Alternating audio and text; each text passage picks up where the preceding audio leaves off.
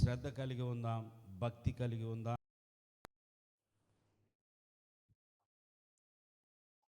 మత్తయి సువార్తలో ఒక మాట చదువుతున్నాను చూడండి. 6వ అధ్యాయము 7వ వచనం. మరియు మీరు ప్రార్థన చేయునప్పుడు అన్యజనుల వలె వ్యర్థమైన మాటలు వచింపవద్దు.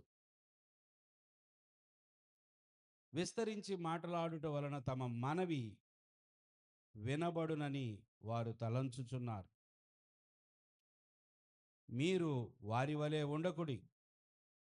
మీరు మీ తండ్రిని అడగక మునిపే మీకు అక్కరిగానున్నవేమో ఆయనకు తెలియను.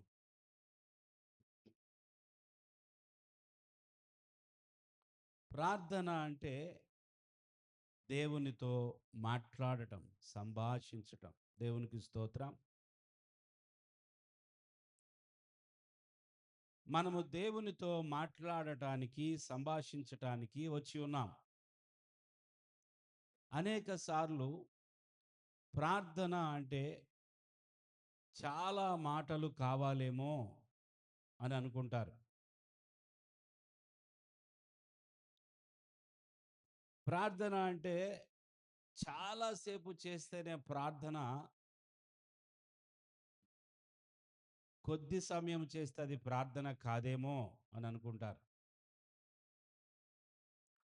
ప్రార్థన గురించి మనము చాలా సత్యాలు ఎరగవలసిన వారమై ఉన్నాం.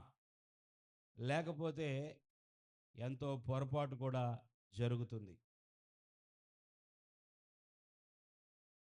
నీవు ఎంతసేపు ప్రార్థన చేశావు అనే దానికంటే ఎంత మనస్ఫూర్తిగా ప్రార్థన చేసావు అనేది చాలా ప్రధానమైన విషయం. అర్థమైంది కదండి? నీవెన్ని గంటలు ప్రార్థన చేశావు అనే దానికంటే నువ్వెంత మనస్ఫూర్తిగా ప్రార్థనలో ఉన్నావు అనేదే ప్రాముఖ్యం. ఎక్కువసేపు చేయొద్దు అని కాదు.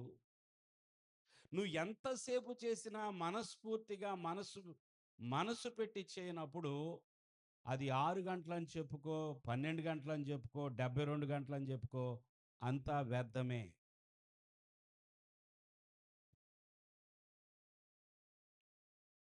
ఏక మనస్సు కలిగి దేవునికి స్తోత్రం చెల్లిస్తారా? ఏం కలిగి? One mind. పొద్దునుండి సాయంకాలం వరకు అందరికీ కనిపించేలాగా నువ్వు గదిలో ఉన్నావేమో, కానీ నీ మనస్సు మాత్రము దేవునిలో లేదు.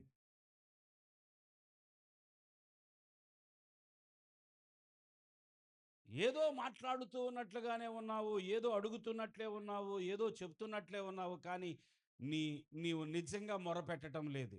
అందుకే ఆ మాట కూడా ఉంటుంది 145వ కీర్తనలో. తనకు నిజముగా దేవుని బిడ్డలారా, మనము ప్రార్థన విషయంలో మోసపోకూడదు. మన ప్రార్థన విషయంలో మనం మోసగించుకోకూడదు, మనం మోసపోకూడదు. మన టైం కంటే కూడా మన క్వాలిటీ. అందుకే ఒక దైవజనుడు అన్నాడు కదా, it's not the quantity of prayer, it is the quality of prayer matters. Quantity ఎంత బరువు లేదా ఎంత సమయం కాదు, క్వాలిటీ. చెప్పండి అందరూ, క్వాలిటీ అనండి. కొన్ని తెలుగు పదాలు కంటే కొన్ని ఇంగ్లీష్ చెప్తేనే బాగా అర్థమైద్ది. Quality, prayer of quality. మన ప్రార్థన యొక్క క్వాలిటీ దేవుడు గమనిస్తాడు. వావ్, ఇది నాకు కావాలి, అది ఆయన అంగీకరిస్తాడు. Quality of prayer. మనము ప్రార్థన విషయములో ఎంత క్వాలిటీ ఉన్నది. కొంతమంది అనుకుంటారు కదా! వాళ్ళంటే చదువుకున్నారు. వాళ్ళకి కొన్ని ఇంగ్లీష్ మాటలొచ్చు. కొన్ని తెలుగు మాటలు కూడా ఎక్కువొచ్చు. తెలుగు భాష కూడా వారు బాగా మాట్లాడతారు. వాళ్ళకున్న పదాలు నా దగ్గర లేవు. వాళ్ళకున్నటువంటి మాటలు నా దగ్గర లేవు. నా ప్రార్థన అంత విలువైంది కాదేమో అనుకుంటారు. నువ్వు ఎన్ని మాటలు మాట్లాడుతున్నావు, ఎంత విస్తారంగా మాట్లాడుతున్నావు అన్నది గాదసల. నువ్వు ఏ భాష వాడుతున్నావు, నువ్వు ఎంత స్టైల్‌గా మాట్లాడుతున్నావు, ప్రార్థనలో స్టైల్ ఏముందండి అసల? చెప్పండి. మనుషుల్ని ఆకర్షించటానికి ఆకర్షణీయంగా మాట్లాడొచ్చు. మన భాషలో మన భాష అద్భుతముగా ఉన్నదన్నట్లుగా ఇతరుల దగ్గర మాట్లాడవచ్చు. అది మనుషుల దగ్గర పనిచేసిద్ది. దేవుడి దగ్గర oh! Dear Lord have mercy on me అని ఒక ఉదాహరణకి ఒకవేళ ఇంగ్లీష్‌లో మనం అంటే దేవుడు వినేస్తాడా? దేవుడు పడిపోతాడా? చెప్పండి దేవుని బిడ్డలారా. మనుష్యుల దగ్గర ఉపయోగించే ట్రిక్స్ దేవుని దగ్గర పనిచేయవు. ఓహ్! ఓహ్! ఓహ్! ప్రభువా! పని చేయదు. పని చెయ్యదు.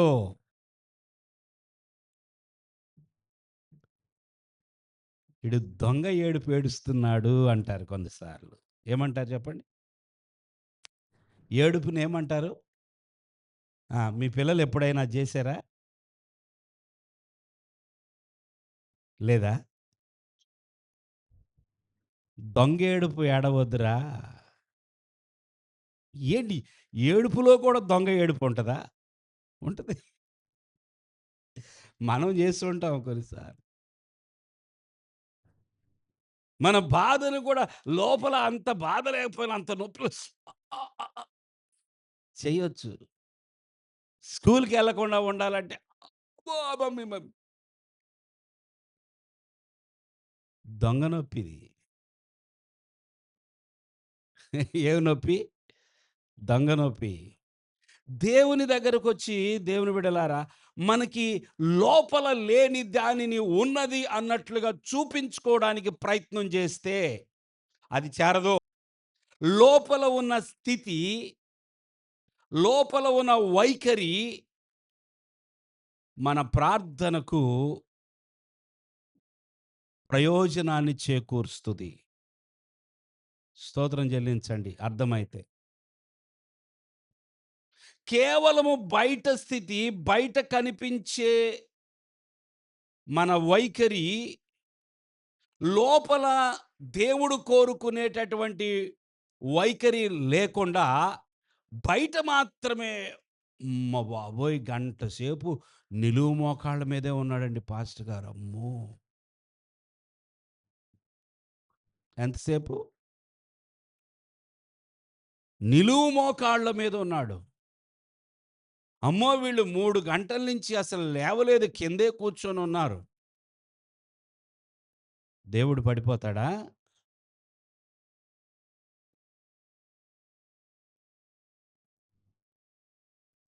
మనకి బయటికి కనిపించే పోస్చర్, స్థితి, వైఖరి, లోపలికి కనిపించే లోపల ఉండే ఆ స్థితి, వైఖరి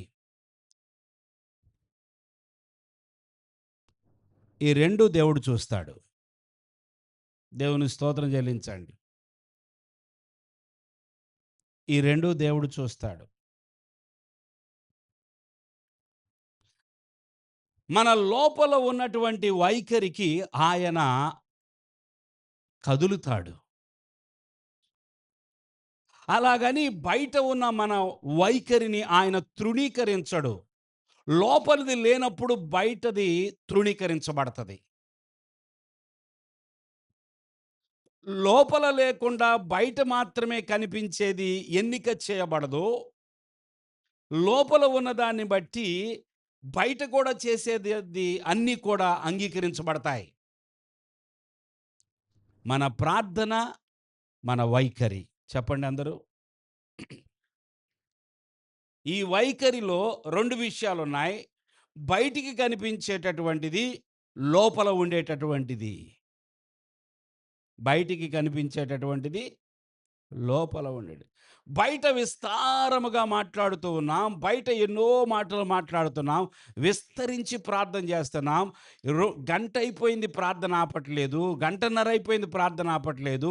2 గంటలు ప్రార్థన ఆగట్లేదు. 3 గంటలుకి ప్రార్థన ఆపితే, అమ్మ బాబోయ్! ఈమె 3 గంటలు ప్రార్థన చేసింది అసలు ఏంటి? దెబ్బకి దేవుడు దిగొచ్చేసాడు అనుకుంటారు. అవునా?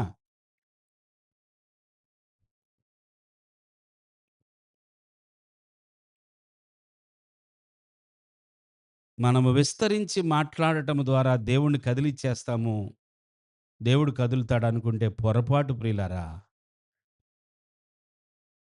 మన ప్రార్థన మనం వ్యర్థంగా ప్రార్థన చేసినట్లే. మన లోపల స్థితి లోపల స్థితి దేవునికి అంగీకారంగా లేకుండా లోపల స్పిరిచ్యువల్ పోస్చర్, ఫిజికల్ పోస్చర్.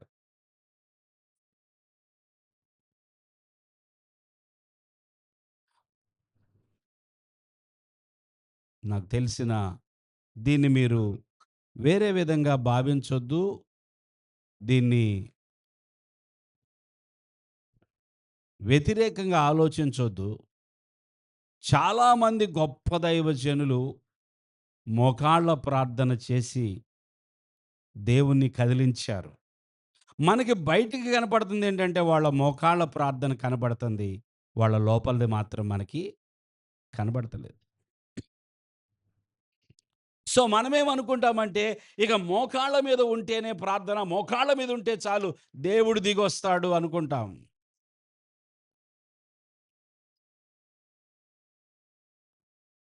నాకు తెలిసిన ఒక సహోదరుడు, ఇంకా చెప్పాలంటే సేవకుడు. ఆయన కొన్ని గంటల సేపు మోకాళ్ళ మీదే ఉంటాడు. కొన్ని గంటల సేపు మోకాళ్ళ మీదే ఉంటాడు.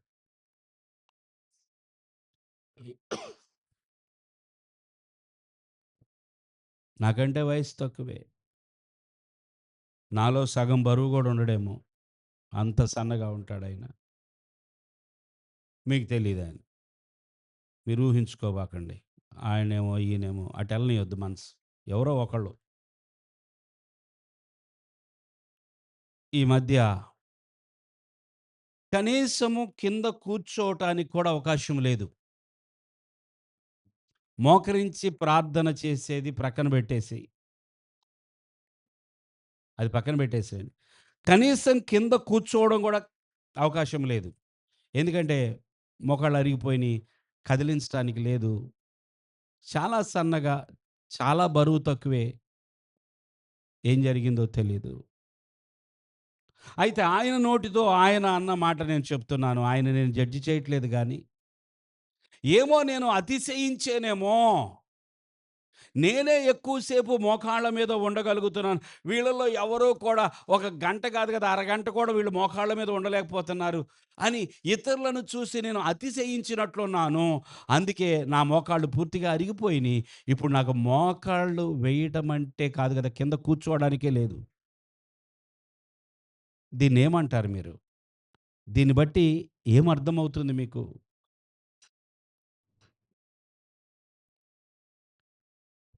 డాక్టర్స్ చెప్పారు. మీ ఇష్టం. కూర్చుంటే ఇక మీరు నెక్స్ట్ స్టేజ్ ఏంటంటే, అడుగు తీసి అడుగు కూడా ఇక వేయలేరు మీరు. అయిపోయింది మీ మోకాళ్ళు. ఏవండీ ఇంత వయసు తక్కువే గదా! బరువు లేను కదా! లేదు. No chance. ఇక దేవుడే దిక్కని కుర్చీలో కూర్చొని, కింద గూడా కూర్చోలేక మిగతా సేవకులందరూతో పాటు కింద గూడా కూర్చోలేక కుర్చీలో కూర్చొని ప్రార్థన చేస్తున్నాడు. నేననేదేమిటంటే, మనము ప్రార్థన విషయములో మన లోపల వైఖరి చాలా ప్రధానమైనది. మన లోపల ఉన్నటువంటి ఆత్మీయమైన స్థితి, ఆత్మీయమైన వైఖరి అది ప్రాముఖ్యమైనది. నీకు భౌతికంగా నీవు ఎలా ఉండగలవో అలా ఉండు చాలు. దేవుని స్తోత్రం. నువ్వు భౌతికంగా నువ్వు ఏదో అనుకోని ఇదే గొప్పది, ఇదే నీతి, ఇదే ఇదే అసల నాకు తెలుసు ఇది తప్ప మిగతాది లేదు అని అనుకున్నప్పుడు నువ్వు మోసపోతావు.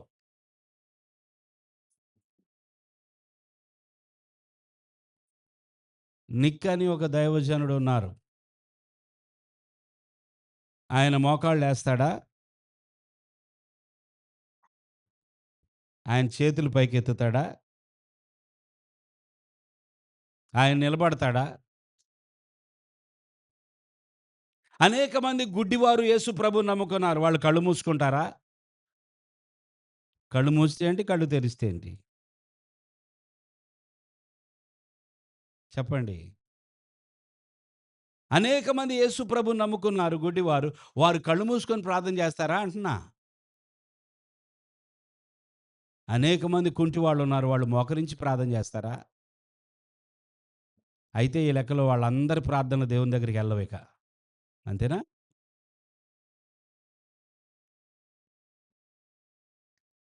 దేవుని బిడ్డలారా, మనం అనేక సార్లు బయటే చూస్తాము. మనం లోపల చూడం. మనం ఎల్లప్పుడూ చూడాల్సింది లోపల. అలాగని బయట ఎలా అంటే అలా ఉంటామని కాదు. గౌరవించము, గౌరవప్రదంగా కూర్చోము, దేవుని సన్నిధిలో ఇష్టానుసారంగా ప్రవర్తిస్తామని కాదు దానర్థం. లోపల నిజమైనటువంటి ఆ విధేయత ఉన్నప్పుడు, లోపల ఉన్నప్పుడు బయట పోశ్చర్ కూడా మారిద్ది. కొన్నిసార్లు బయట మనము ఆ విధముగా కొన్ని కొన్ని విధాలుగా మనం నిలబడలేనప్పుడు చూడండి, అందరూ లేచి నిలబడి ప్రభువుని ఆరాధిస్తామంటే అరగంట నిలబడతారా కొంతమంది ఇక్కడున్న వాళ్ళు? అరగంట. ఎవరితోనా గొడవ ఆడటానికంటే నిలబడగలం. గంట చర్చిలో అరగంట నిలబడగలరా? నిలబడే ఆరాధిద్దామండి మనం దేవుడిని అంటే, అరగంటకు గూడా నిలబడలేక 10 నిమిషాలు అయినాక అటు ఇటు చూసి కూర్చుంటారు.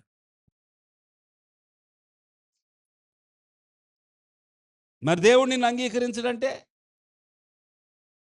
10 నిమిషాలు కంటిన్యూగా చేతులెత్తాలి.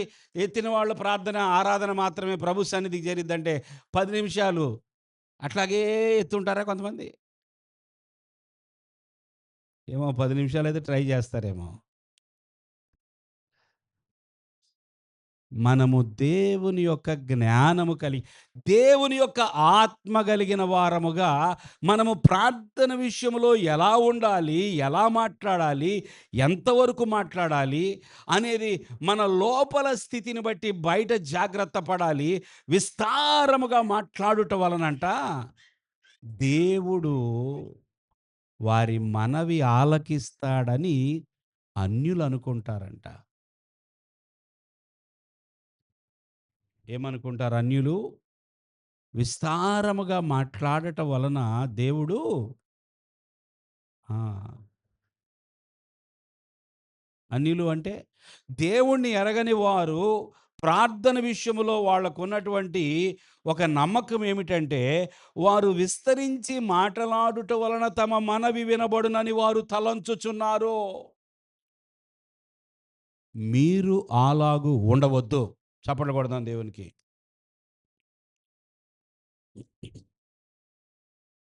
మీరు వారి వలె ఉండవద్దు. Direct statement. మీరు వారి వలె ఉండవద్దు. నువ్వు విస్తారముగా మాట్లాడుతున్నావు. సరే మంచిదే. నీ మనసెక్కడున్నది?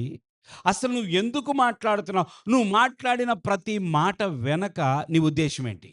What is your intention? దేవునికి స్తోత్రం. అయ్యా తెల్ల చీర కావాలయ్యా నాకు డిసెంబర్ 25కంతా. ఏం చీర? తెల్ల చీర. ఓకే. దేవునికి స్తోత్రం. దేవుడిని అడుగుతున్నావు. తెల్ల చీర కాపోతే తెల్ల చీర ఆయన ఇస్తాడు. నల్ల చీర ఆయన ఇస్తాడు. ఏదైనా ఇవ్వగలడు ఆయన. దేవునికి స్తోత్రం. ఇంటెన్షన్ ఏంటి? ఆ తెల్ల చీర కట్టుకొని చర్చిలోకొస్తాను. ఆ! మంచిదే రా. ఏంటి? నీ మనసులో ఉద్దేశ్యం ఏంటి? నీకు తెలుపంటే ఇష్టమయ్యి అడుగుతున్నావా? ఆ తెల్ల చీర నేను కట్టుకోగానే మిగతా వాళ్ళందరూ కూడా కలర్ చీరలు కట్టుకొత్తారు గదా! నేనే పరిశుద్ధత అని అనుకున్నావంటే దేవుడేమనుకోవాలి? అమ్మ బాబోయ్! నీవు నీ చీరను బట్టి మనుషులందరికీ నేనే పరిశుద్ధురాలనని కనబడాలనుకుంటున్నావా? అందుకా నువ్వు తెల్ల చీర అడుగుతుంది.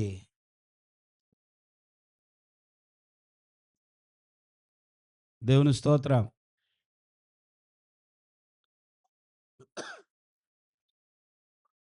నిద్రొచ్చిన వాళ్ళ మీదకి చీమలొదులుతాం. చీమలు. కొన్ని తీసుకొచ్చాం బాక్స్‌లో. అయి మిమ్మల్ని లేపుతా ఉంటాయి. చురుక్కంటది చీమ అది. దేవుని స్తోత్రం. మనము మాట్లాడే ప్రతి మాట ఆచితూచి ఎవరితో నువ్వు మాట్లాడుతుంది?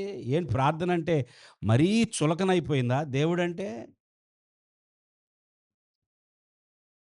ఏదేదో నీకు ఇష్టమొచ్చినట్టు నీకు తోచినయి అంతా మాట్లాడేసేసి అడిగేసేసి అది గావాలి, ఇది గావాలి, అది గావాలి, ఇది గావాలి లేకపోతే ఇలా చేయి, అలా చేయి, అలా చేయి, ఇలా చేయి అని ఇన్‌స్ట్రక్షన్స్ ఇచ్చేసి అనేక సార్లు చాలామంది ప్రార్థనంటే దేవునికి వార్నింగ్సు ఆ!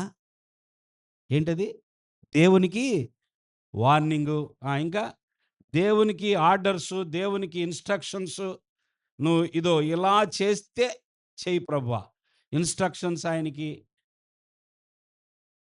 ఏంటి ప్రార్థన చేసేటప్పుడు ఇన్ని పనులు చేస్తున్నాం మనం. మనం దేవుణ్ణి వేడుకుంటున్నామని చెప్తున్నాం గానీ, నిజంగా మనం వేడుకోవట్లేదు. ఆయన్ని కసురుకుంటున్నాం. ఇంకా అనేక సార్లు చెప్పాలంటే, ఏంటి ప్రభువా ఎన్ని సార్లు ఎంతకాలం నుంచి అడుగుతున్నా నిన్నని అనే మనసుతో అడుగుతా ఉంటాం. ఏమని అడుగుతాం తెలుసా? ఎన్ని సార్లు ఎంత కాలం నుంచి నిన్ను అడుగుతున్నానో నువ్వు చేయట్లేదని లోపల ఉంటది. బయటికి ప్రభువా నువ్వు ఎప్పుడు చేస్తావు అంటాం. లోపలేమో నువ్వు ఎందుకు చేయట్లేదు? పోట్లాడతాం. పోట్లాడటానికా ప్రార్థన? కసురుకోవడానికా? విసుక్కోవడానికా? లేకపోతే ఆయనకి హెచ్చరికలు ఇవ్వడానికా? ఆయనకి ఆజ్ఞ ఇవ్వడానికా? ఏమిటి ప్రార్థన? అనేక సార్లు అనేక మంది దేవునికి ఆజ్ఞ ఇస్తారు. లేకపోతే దేవునికి ఇన్ఫర్మేషన్ చెప్తా ఉంటారు. ఇప్పుడు ఇది ఒక్కొక్క దాని గురించి మాట్లాడితే చాలా బాగుంటదేమో అనిపిస్తుంది నాకు నిజంగా. అప్పుడే అర్థమైద్దేమో. ఇలా చెప్పుకుంటూ వెళ్తే అర్థం కాదేమో. అనేక సార్లు దేవునికి ఇన్ఫర్మేషన్ ఇస్తాం మనం ప్రార్థనలో. ఏమిస్తాం చెప్పండి? అందరూ చెప్పండి. ఇన్ఫర్మేషన్ అంటే ఆయనకేం తెలీదు గదా పాపం. ఆయనకసలు ఎక్కడ జరిగిందో, ఎప్పుడు జరిగిందో, ఎలా జరిగిందో పిన్ టు పిన్ ఆయనకేం తెలీదు. ఆయనేం వార్తలు వినడు గదా! కదండీ! ప్రార్థన చేయమన్నప్పుడు, విజ్ఞాపన చేయమన్నప్పుడు, విన్నపాలు ప్రభువుకు తెలియపరచమన్నప్పుడు ఎలాంటి వైఖరి మనకున్నది? మనం ఎలా తెలియజేస్తున్నాం? నేర్చుకోవడానికి ఇష్టపడాలి ఎప్పుడు. దేవుని స్తోత్రం. నేర్చుకునేవారు మాత్రమే దీవించబడతారు. నేర్చుకునే మనసు ఉన్నవారు మాత్రమే వారి ప్రార్థనలో ఫలభరితమవుతారు. హ్మ్. నాకు ప్రార్థన తెలీదంటారా పాస్టర్ గారు? నా ప్రార్థన తప్పంటారా? నా ప్రార్థన సరి జేస్తారా? నా ప్రార్థన కరెక్ట్ అయితే అసలు నేను జేసినట్టుగా ప్రార్థన ఎవరు చేయలేరు అని నువ్వు అనుకుంటున్నావేమో జాగ్రత్త. నేర్చుకోవాలి. దేవుని స్తోత్రం. ప్రార్థన చెయ్యాలి. ప్రార్థన నేర్చుకోవాలి. దేవుని బిడ్డలారా మన యొక్క క్వాలిటీ దేవుడు చూస్తాడు. ఎంత విలువైన ప్రార్థన మనం చేస్తున్నామో ప్రతి మాట మాట్లాడేటప్పుడు ఎంత జాగ్రత్తగా దేవునితో మాట్లాడుతున్నామో చూడండి. మనం ఒక అధికారి దగ్గరికెళ్ళినప్పుడు ప్రతి మాట ఆచితూచి జాగ్రత్తగా తక్కువగా మాట్లాడతాం. ఎవరి దగ్గరికెళ్ళినప్పుడు? ఒక అధికారి దగ్గరికెళ్ళినప్పుడు.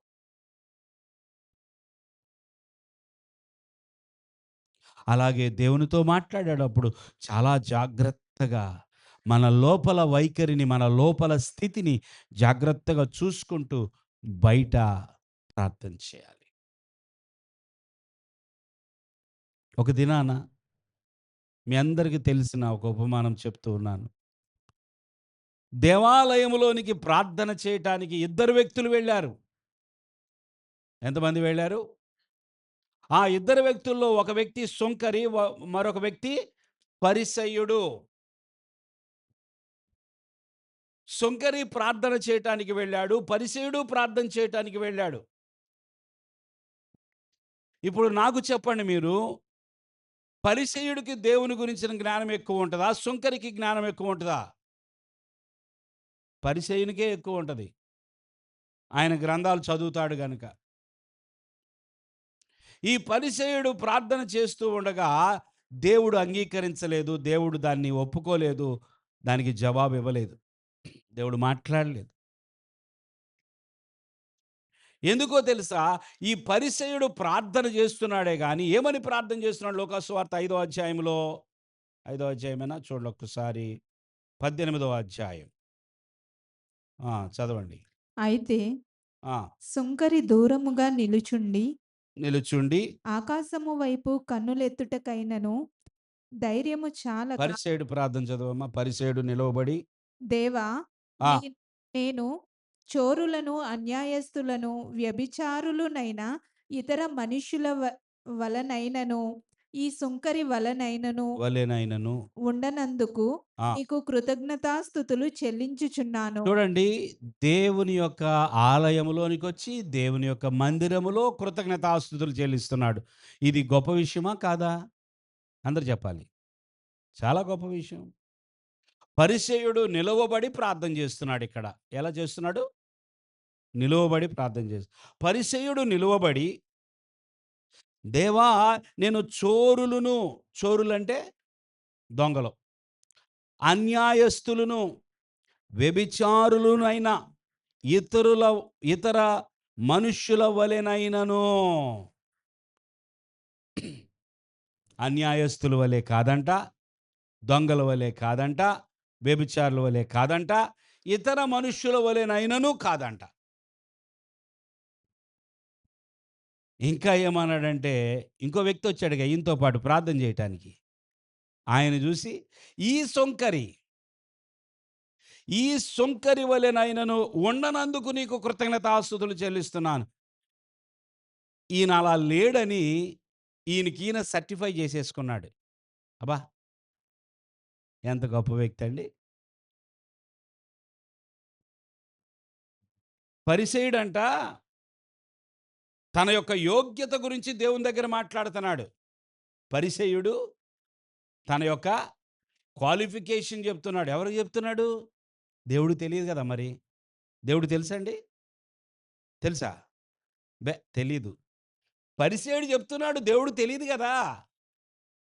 అయ్యా, నేను అన్యాయస్తుడిని గాదు. అవునా అనాలి ఇప్పుడు దేవుడు. నేను వ్యభిచారిని గాదు. అవునా? ఈ సుంకర్ లాంటోడిని గాదు. హుహు. భలే ప్రార్థన చేస్తున్నాడు గదా ఈయన.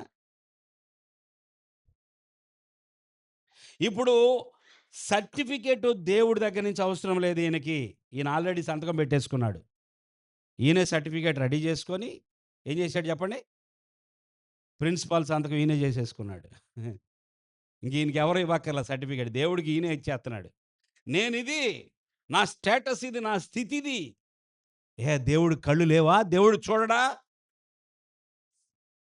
నీ లోపల వైఖరి ఏమిటో దేవునికి తెలియదా? దేవుడు మనుషుల యొక్క పై రూపమును లక్ష్యపెట్టువాడా? మనుషుల యొక్క పై మాటలను విని మోసపోయేవాడా? మనం మోసపోతాం. 4 మాటలు చెప్తే చాలు. అమ్మా! ఇంతకాలం నుంచి ఆ ట్రూ లైట్ ఫెలోషిప్ సంఘానికి ఎళ్తున్నాం గానీ, ఈ సత్యం మాకెవరు చెప్పలేదండి. పదండి నీతో వచ్చేత్తానని ఎళ్ళిపోతారు. 4 మాటలు చాలు. అసలు ఈ విషయం మాకు చెప్పనే లేదసల. ఈ పాత నిబంధనకి, కొత్త నిబంధనకి ఇంత తేడా ఉందా? అమ్మో! ఇంత లోతైన మర్మము అసలు మేము చాలా తప్పు చేస్తున్నట్టున్నాం. యేసుక్రీస్తు దేవుడు గాదా? కుమారుడేనా? అవునా? అరెరెరే! ఇన్ని సంవత్సరాలు వేస్ట్ అయిపోయింది ఆ చర్చికెళ్ళి. 4 మాటలు చెప్పగానే ఏమైపోతాం చెప్పండి మనం? డైవర్ట్. దేవుడు అలాంటి వాడా? ఆయన దగ్గరకొచ్చి నిన్ను నువ్వు సర్టిఫై చేసుకున్నంత మాత్రాన నేను ఇది ప్రభువా, అందుకని నీకు కృతజ్ఞతాస్తుతులు చెల్లిస్తున్నానంటే, అవును నా కుమారుడా అనాలి దేవుడు. అన్నాడా? అవునయ్యా పరిసయుడా, నువ్వు నిజంగా నువ్వు చెప్పిన దానికంటే నువ్వు ఇంకా కొంచెం ఎక్కువే అని చెప్పాలి దేవుడు. చెప్పాడా? వారమునకు ఇదే ఇన్ఫర్మేషన్ ఇవ్వడం అంటే దేవునికి చెప్పండి అందరూ చెప్పాలండి. ప్రార్థనలో దేవునికి ఏమిస్తున్నాడు ఈయన? సమాచారం చెప్తున్నాడు. ఏంటో తెలుసు సమాచారము? చూడండి, వారమునకు 2 మారులు రాసుకో ప్రభా. వారమునకు 2 మారులు ఏం చేస్తున్నాను? ఉపవాసం చేయుచు నా సంపాదన అంతటిలో ఏం చేస్తున్నాను? రాసుకో. 2వ పాయింట్, 10వ వంతు ఇస్తున్నానయ్యా. తనలో తాను ప్రార్థించుచుండెను. కనీసం దేవుడు దీన్నన్నా అంగీకరించాలి కదా, వినాలి కదా. అయితే సొంకరి దూరముగా నిలుచుండి ఆకాశం వైపు కనులెత్తుటికైనను ధైర్యము చాలక రొమ్ము కొట్టుకొనుచు, దేవా పాపినైన నన్ను కరుణించుమని పలికెను. అతని కంటే ఇతడు నీతిమంతుడుగా తీర్చబడి తన ఇంటికి వెళ్ళనని మీతో చెప్పుచున్నాను. ఇది ప్రభు చెప్పింది. చెప్పకూడదాం దేవునికి. ఆ తర్వాత ప్రభు ఏమన్నాడో తెలుసా? తన్ను తాను తగ్గించుకొని వాడు హెచ్చింపబడుననియు, తన్ను తాను హెచ్చించుకొని వాడు తగ్గించబడుననియు, తను తాను తగ్గించుకొని వాడు హెచ్చింపబడుననియు చెప్పెను. ఆత్మీయమైన వైఖరి. దేవునికి స్తోత్రం. మీ మనస్సు పక్కకు వెళ్లకుండా ప్రభు మీకు సహాయం చేయునుగాక. దేవుని ఆత్మ సహాయంతో మీరు దేవుని మాటలు విందురుగాక. హల్లెలూయా.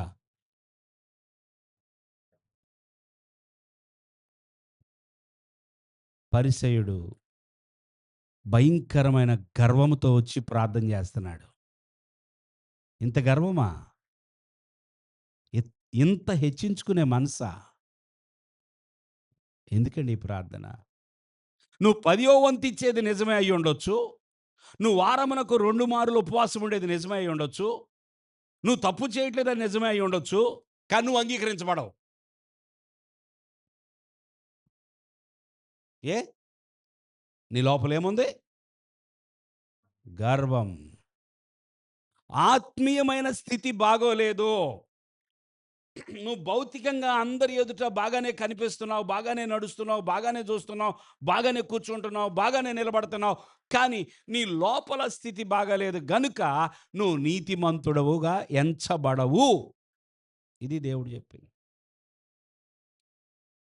ప్రియులారా, మన లోపల మన గురించి మనం అతిశయపడితే, మన భక్తి గురించి మనం అతిశయపడితే, మన గురించి మనం హెచ్చించుకుంటే, దేవుడికి తెలీదు, ఆయనకి చెప్పాలి, అందరూ వినాలన్నట్లుగా మన గురించి మనం ఎక్కువగా చెప్పుకోవడానికి ప్రయత్నం చేస్తే జరిగేది ఇదే. చాలామంది ఈ విషయంలో ఎంత తొందరపడుతూ ఉంటారు. ప్రతిసారి తమ గురించి తాము ఏదో చెప్పుకోవాలి. నువ్వు నిజమే రాత్రంతా ఏడ్చి ప్రార్థన చేసావు, సంతోషం.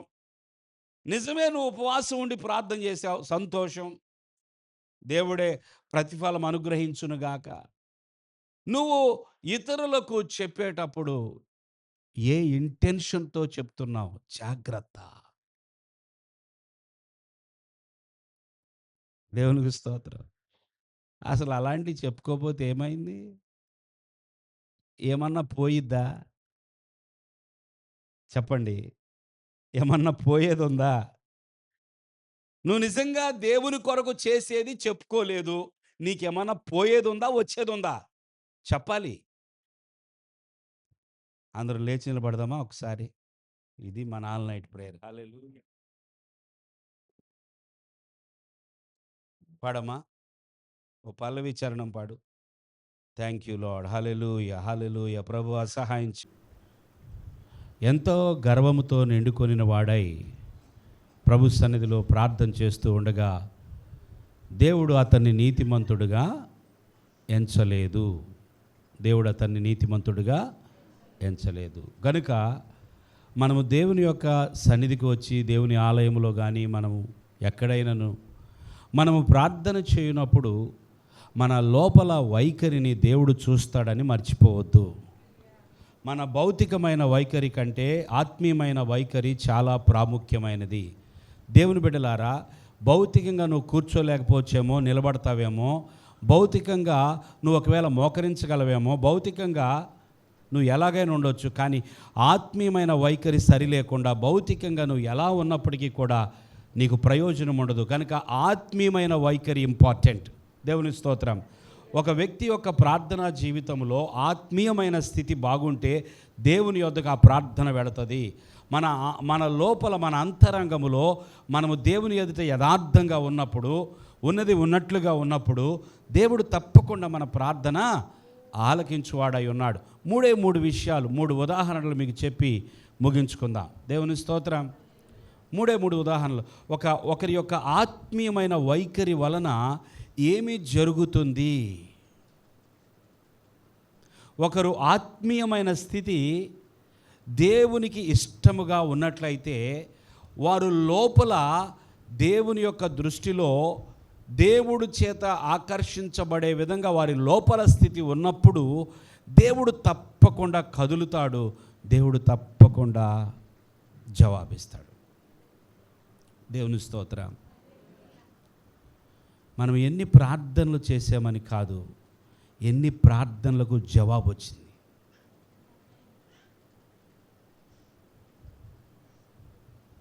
నా జీవితంలో ఎన్ని ప్రార్థనలకు జవాబు వచ్చింది. దేవుని స్తోత్రం. నా ప్రార్థనలు ఎన్ని ఆలకించబడ్డాయి, ఎన్ని ప్రార్థనలకు జవాబు వచ్చింది, ఎన్ని ప్రార్థనలకు నాకు జవాబు రాలేదు. కారణం ఏమిటో ఒకసారి పరీక్షించుకుంటే మనం ధన్యులం.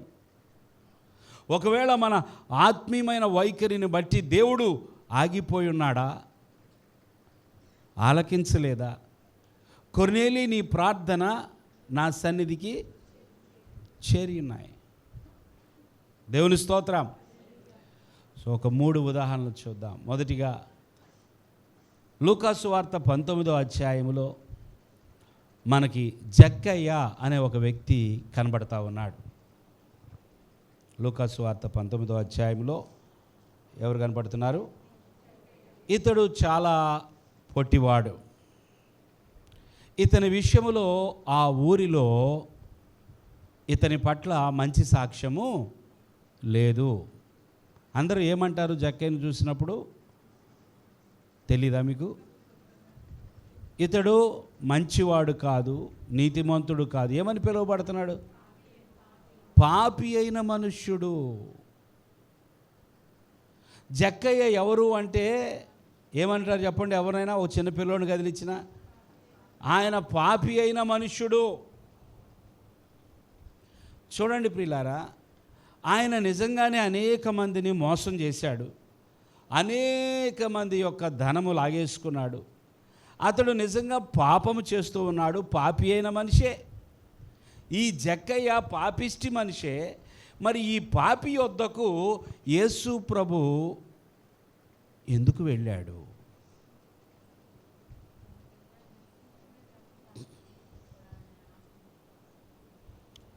అంటే ఈయన పాపాన్ని సమర్థిస్తున్నాడా ప్రభు?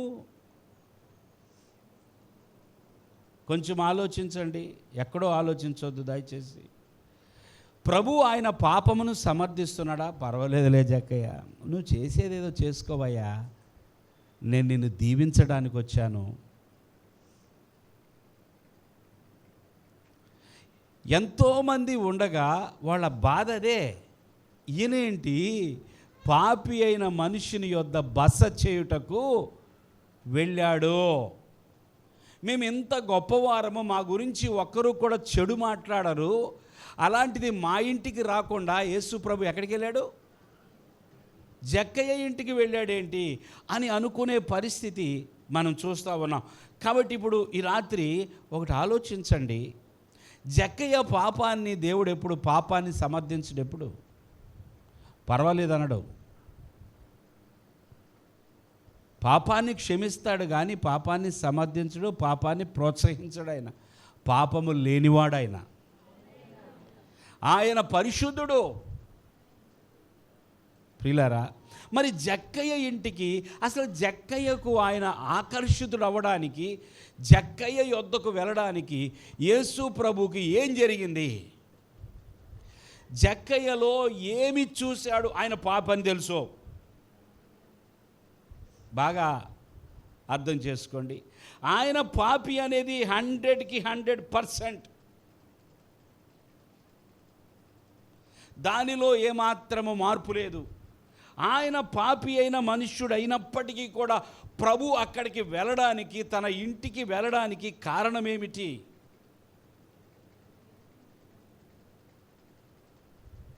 మనం అంటాం ఆయన పాపాన్ని క్షమించడానికి, ఆయన రక్షించడానికి. నిజమే, నేను కాదంటలా.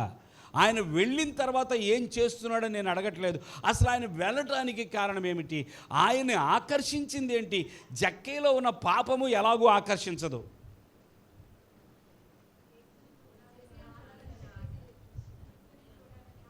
దేవుని స్తోత్రం. ఏం ఆకర్షించిందంటే, నేను ఆయన్ని చూడాలి. కేవలము ఏదో ఓ చిన్న కోరిక కాదది. చిన్న కోరిక అయితే ఎలా ఉంటుందో తెలుసా? చూద్దాం అనుకున్నాను కానీ వీళ్ళందరూ అడ్డున్నారు, ఇంకోసారి చూద్దాంలే. అలాంటి కోరిక కాదది.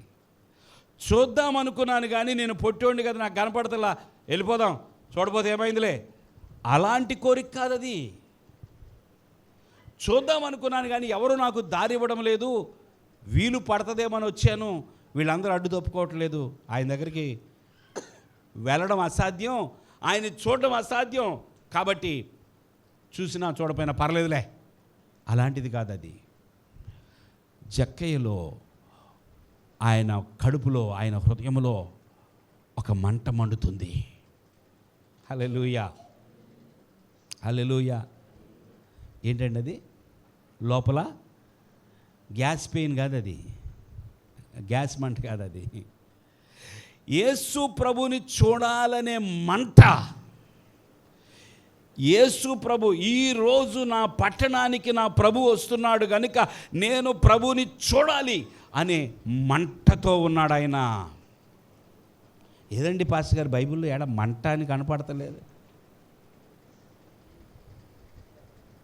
అలా అడగొద్దు. యేసు ప్రభుని చూడాలనే తపన ఎంత ఉంటే ఒక ఉద్యోగి చెట్టెక్కుతాడు. చూశారండి ఆయన తపన? మనకంత సునాయాసంగా జరిగితే ఓకే. కొంచెం ఏదైనా వెళ్ళేటప్పుడు ఆటంకం,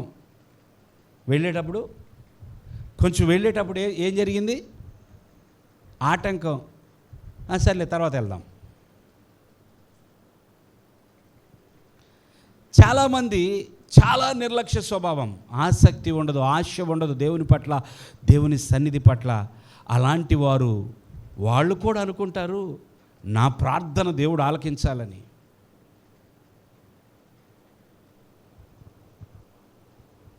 దేవుడు ఎవరికి ఆకర్షితుడవుతాడంటే, హృదయములో, ఆ గుండెల్లో ఈరోజు ఎలాగైనా దేవుడు నాతో మాట్లాడితే బాగుండు, నా సమస్యకి పరిష్కారం వస్తే బాగుండు, దేవుడు నాకు సహాయం చేస్తే బాగుండు, దేవుడు తప్ప నాకు ఇంకెవరున్నారు అనే ఒక మనసుతో వస్తారే.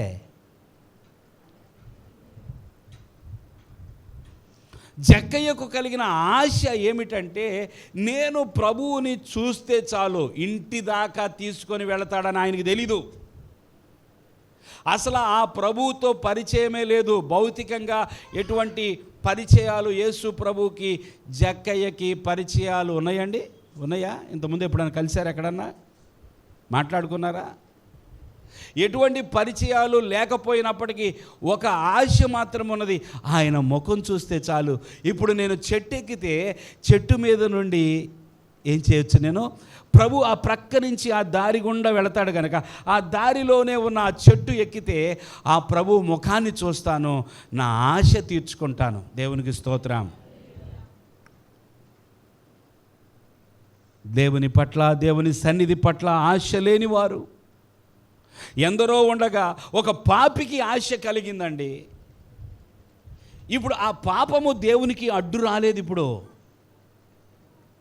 కొంచెం లోతుకి వెళ్తున్నాను. ఆ పాపము దేవునికి అడ్డు రాలేదు ఇక్కడ. అదేంటి? ఆశతో ఉన్నాడు ఈయన. యేసు ప్రభుని చూడాలనే ఆశ ఆయన కలిగింది. ఆ ఆశ కలిగినప్పుడు అబ్బే అవకాశం ఇద్దామంటే పాపం ఉంది కదా అని ప్రభు ఆ పాపమును బట్టి ఆగిపోలా. పాపాన్ని తీసివేసేవాడు ఆయనే కదా.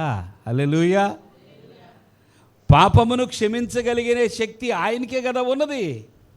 పాపమును బట్టి ఆగిపోలేదు. ఒక పాపి యేసు ప్రభు ఎడల ఆశ కలిగినప్పుడు, దేవుని స్తోత్రం. ఈ మాట మీద దేవుని చిత్తమైతే ఎక్కడైనా మనం సువార్త చెప్పాలి. అతడు ఎటువంటి వాడైనప్పటికీ, ఆ సమాజము అతన్ని ఏమని పిలిచినప్పటికీ కూడా ఆయనకు మాత్రం ఒకటి ఉంది, యేసు ప్రభుని చూడాలి. ఈ అంతరంగములో, ఈ హృదయములో దాగి ఉన్న ఆ ఆశ ఏం చేసిందో తెలుసా? ఆ ఆత్మీయ వైఖరి ఏం చేసిందో తెలుసా? ప్రభుని ఆకర్షించింది. ఓకే జక్కయ్య, నువ్వు పాపివైనా కూడా నేను నీ ఇంటికి వస్తా. ఈరోజు నీ పాపం సంగతి ఏంటో నువ్వు నన్ను చూడాలనే ఆశ నీకున్నది కనుక, నా పట్ల ఆశ కలిగి ఉన్నావు కనుక, నీ పాపమును నేను చూసి ఆగిపోను. నీ దగ్గరకు వచ్చి నీకున్న ఆ సమస్యను కూడా తీసేస్తా. దేవునికి స్తోత్రం. వెంటంటే చాలాసార్లు మనకేమనిపిస్తుంది తెలుసా? యేసు ప్రభు ఇంత తేలిగ్గా నా దగ్గరకు వచ్చేస్తాడా? అవును. ఒకరి హృదయములో, ఒకరి యొక్క ఆత్మలో, ఒకరి యొక్క లోతుల్లో ఆయన పట్ల కలిగి ఉన్న ఆశ అంత పనిచేసిద్ది. అందుకే ఆశ కలిగిన ప్రాణమును తృప్తిపరుస్తుంది. దేవునికి స్తోత్రం. ఏ ప్రాణమును? ఆశ లేకుండా వచ్చి ఏదో జరగాలి, ఏదో జరిగిద్ది, అందరికీ జరుగుతుందంట కాదు. ఎవరికి తృప్తి కలుగుతుందంటే ఆశ కలిగిన ప్రాణం. ఆశ కలిగిన ప్రాణం. దేవుని స్తోత్రం. దేవుని బిడ్డలారా, ప్రార్థన చేయటానికి ఒక ఆశ, నా ప్రభుతో నేను మాట్లాడాలనే ఆశ. దేవుని స్తోత్రం. ఈ రాత్రి నా ప్రభుతో నేను మాట్లాడాలి, నా ప్రభుకి ఈ విషయం చెప్పాలి. పొద్దున్నుండి సాయంత్రం వరకు భార్య ఎదురు చూస్తూ ఉంటుంది. ఎందుకో తెలుసా? తన భర్త ఇంటికి వస్తాడు, ఆయనకి చెప్పాలి. ఆయన ఆలస్యం చేసే కొద్దీ ఈమె కడుపు, ఆయన ఎప్పుడు వస్తాడో ఆయనకి చెప్పాలి, ఆయన ఎప్పుడు వస్తాడో ఆయనకి చెప్పాలి, ఆయనకి చెప్పాలి, ఆయనకి చెప్పాలి, ఆయనకి చెప్పాలి. ఆశ. నా భర్తకి నేను చెప్పాలి, నా భార్యకి నేను చెప్పాలి,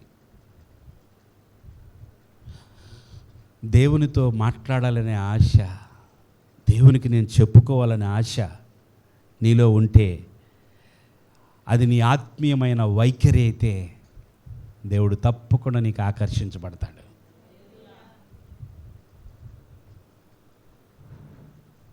ఇక బయట నువ్వు మోకరించావా లేదా, లేకపోతే ఆయన కొరకు ఏం చేసావా, అవన్నీ చూడ, అవన్నీ దాటుకొని వస్తాడు. మొదట నీ లోపల ఉన్నటువంటి ఆ ఆశ, నీ ఆత్మీయమైన స్థితి, నీ ఆత్మ ఆ తపిస్తూ ఉన్నది చూసారా? ఆ ఆత్మలో ఆ తపన ఉంది, ఆ హృదయంలో ఆ మంట ఉన్నది. ఆయన చూడాలి, ఆయన చూడాలి, ఆయన చూడాలి, ఆయన చూడాలి. యేసు ప్రభును చూడాలనే తపన నిజంగా ఇప్పుడు ఎంతమందికి ఉంది?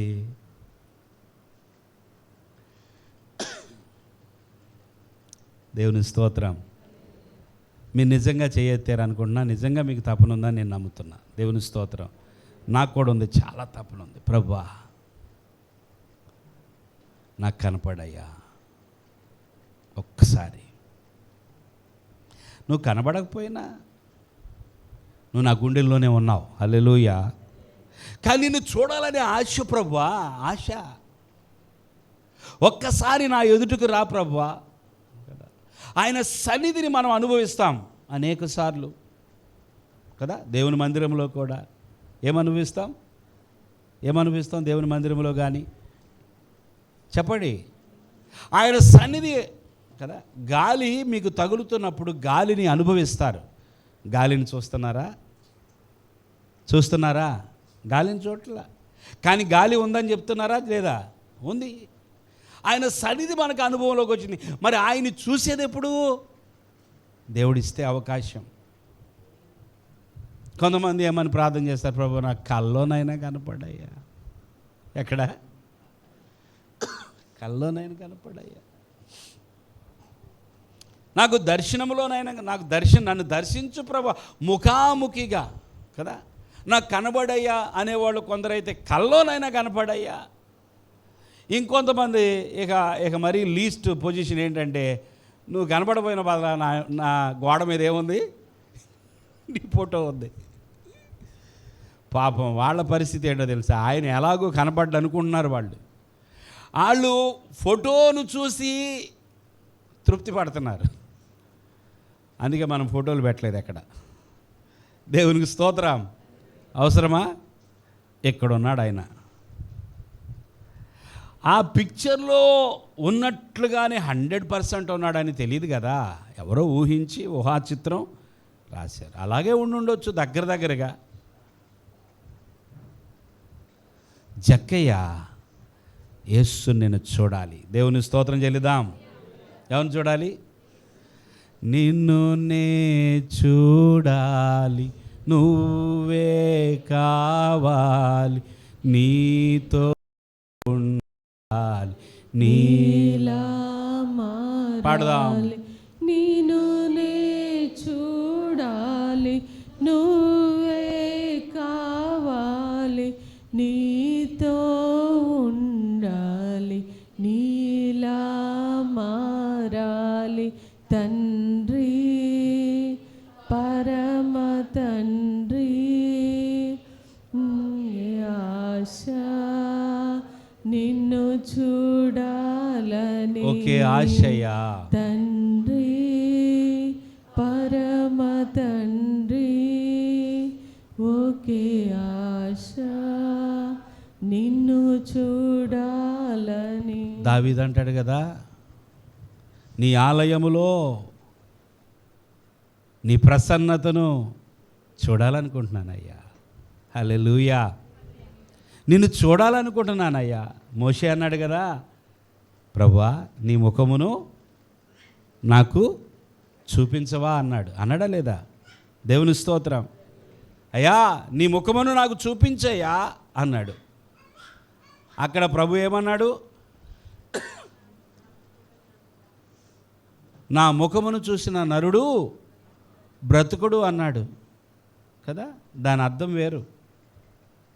నా ముఖమును చూసిన ఏ నరుడును బ్రతుకుడు అంటే నా ముఖము చూసే అవకాశమే లేదిక అని చెప్పాడా మోషేకి? ఒకవేళ అలాగే చెప్తే మరి మోషే ముఖాముఖిగా దేవుని చూశాడనే మాట ఉన్నది. దేవుని స్తోత్రం.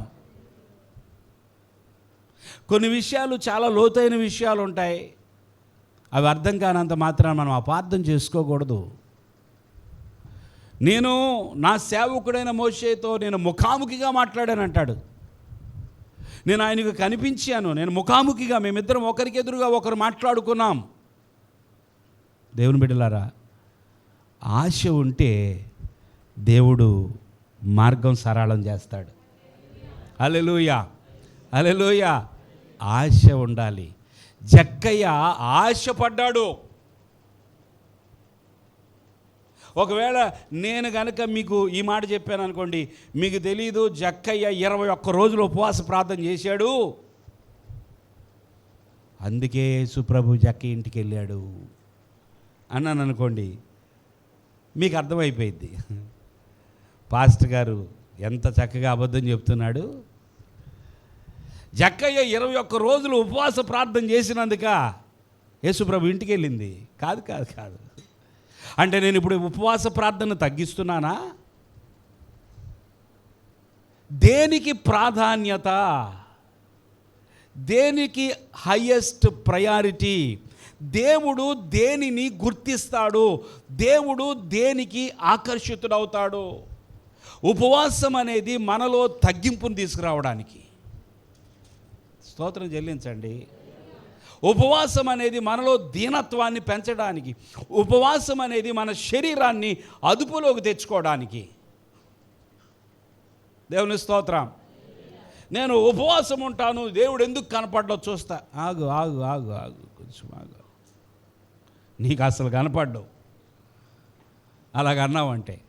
నేను ఉపవాసం ఉంటాను అంటే మనిషి తన స్వనీతితో, తన యొక్క సొంత ఆలోచనలతో దేవుని చేరుకోవాలనుకుంటాడు. అది జరగదు.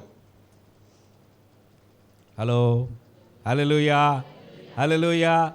మనిషి తన యొక్క స్వనీతితో, తన సొంత ఆలోచనలతో దేవుణ్ణి చేరుకోవాలి, దేవుణ్ణి సాధించాలి. నేను చెప్పినట్టుగా దేవుణ్ణి అంత తగ్గించొద్దు. కొంతమంది ఎలా మాట్లాడతారు తెలుసా? ఎలా వచ్చింది అనుకున్నారండి జాబు? ఎలా వచ్చింది బ్రదర్? 40 రోజులు ఉపవాస ప్రార్థన చేశా. నువ్వు 40 రోజులు ఉపవాస ప్రార్థన చేసినందుకు చేతులెత్తి నీకు వందనాలు చెల్లిస్తున్నాను, దేవుని స్తోత్రం, సంతోషము. కానీ నువ్వు 40 రోజులు ప్రార్థన చేసినందుకు జాబ్ వచ్చింది అన్నప్పుడు అక్కడ దేవుడు లేడు. నీ సాక్ష్యంలో దేవుడు లేడు. ఇప్పుడు ఏంటంటే, దేవుడు నా ప్రార్థన ఆలకించి నన్ను కనికరించి నాకు సహాయం చేశాడు కాదు. దేవుడు చెయ్యికి ఏం చేస్తాడు? 40 రోజులు ఉపవాసం ఉన్నాం ఇక్కడ. 40 రోజులు ఉపవాసం ఉన్నందుకు ఆయన లొంగిపోయాడా? అంటే ఆయన అంత బలహీనుడు అనమాట. నువ్వు 40 రోజులు ఉపవాసం ఉంటే, లేదా నువ్వు తల కింద పెట్టి కాళ్ళు పైకి లేవి ప్రార్థన చేసినందుకే దేవుడు దిగొచ్చేసాడు అంటున్నావా? దేవుడు సహాయం చేశాడు అంటున్నావా? దేవుడు తన కృపను బట్టే నాకు సహాయం చేశాడు. నీ వైఖరి, నీ హృదయంలో ఉన్నటువంటి ఆ యొక్క ఆ మనసు స్థితి, ఆ హృదయ స్థితిని దేవుడు చూస్తున్నాడు. మనము ఎప్పుడైనా సరే హెచ్చించుకోవడానికి ప్రయత్నం చేస్తే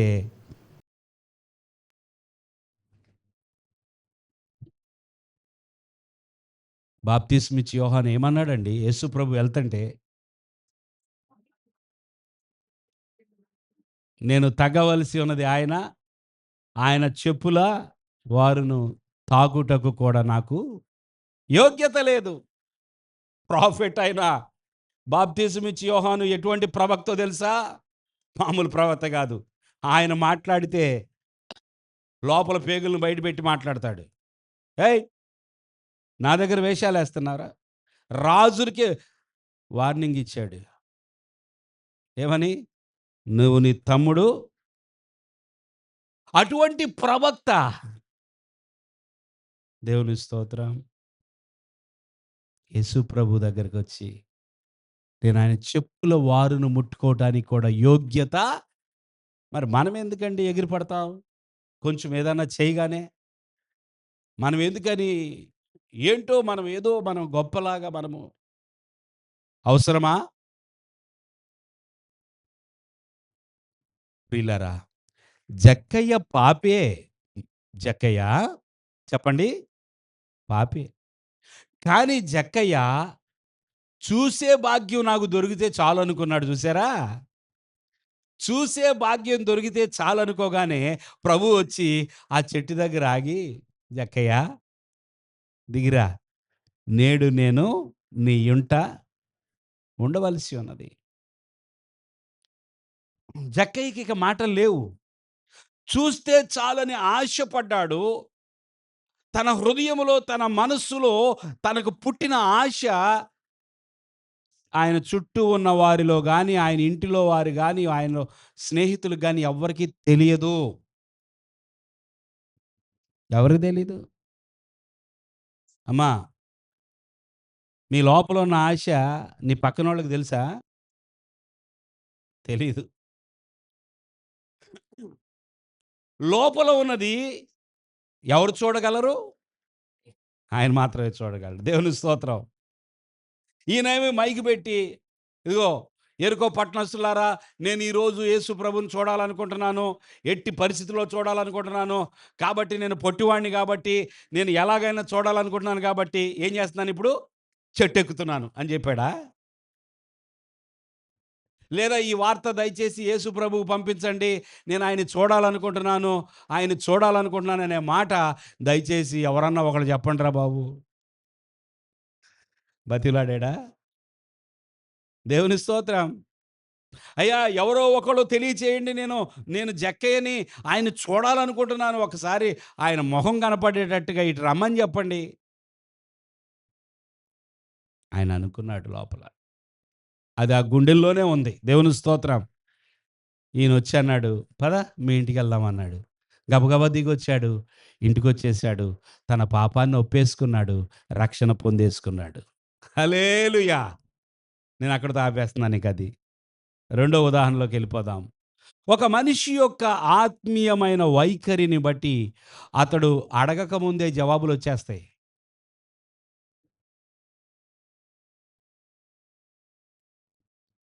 అడిగాడా? అయ్యా మా ఇంటికి రా, ఒక్క 5 నిమిషాలు చాలయ్యా, మా ఇంట్లో అట్లా అడుగు పెట్టు అన్నాడా? చూడాలని ఆశపడ్డాడంతే. ఈయన అడగనివి కూడా జరిగిపోయినాయి. దేవునికి స్తోత్రం. ఈయన అడగలేదు. తను పాపి అని, ఇంత పాపిష్టోడు పాపాలు క్షమిస్తాడని కూడా ఆయనకి తెలీదు. కానీ పాపాన్ని మాత్రం ఒప్పేసుకున్నాడు. ఆయన రాగానే యేసు ప్రభు ఏం చెప్పలా, నేడు ఈ ఇంటికి రక్షణ వచ్చి ఉన్నదన్నాడు. అంటే దాని అర్థం ఏంటో చెప్పండి? పాపాలన్నీ బంగాళాఖాతంలో కలిసిపోయినాయి. హల్లెలూయా. జక్కయ్య పాపాలన్నీ వెళ్ళిపోయినాయి. ఎలాగెళ్ళిపోయినాయి? ఈయన అడగక ముందే, అయ్యా క్షమిస్తావా, నేను చాలా పాపినయ్యా, నీకు తెలీదేమో, ఊరోళ్ళందరూ తిడతారే. ఎప్పుడైతే జక్కయ్య తన పాపాన్ని ఒప్పుకున్నాడో, నేడు ఈ ఇంటికి రక్షణ వచ్చి ఉన్నదన్నాడంతే. పిల్లరా, మన ఆత్మీయమైన వైఖరి దేవుడు చూస్తున్నాడు. ప్రార్థన చేసే బిడ్డలమైన మనము ఆత్మీయంగా ఎలా ఉండాలి? రెండవది, చాలా లోతైన విషయాలు వినడానికి సింపుల్గా మీకు అనిపిస్తాయి, విన్న తర్వాత దాని యొక్క లోతు అర్థమవుతుంది. లోక సువార్త 7వ అధ్యాయం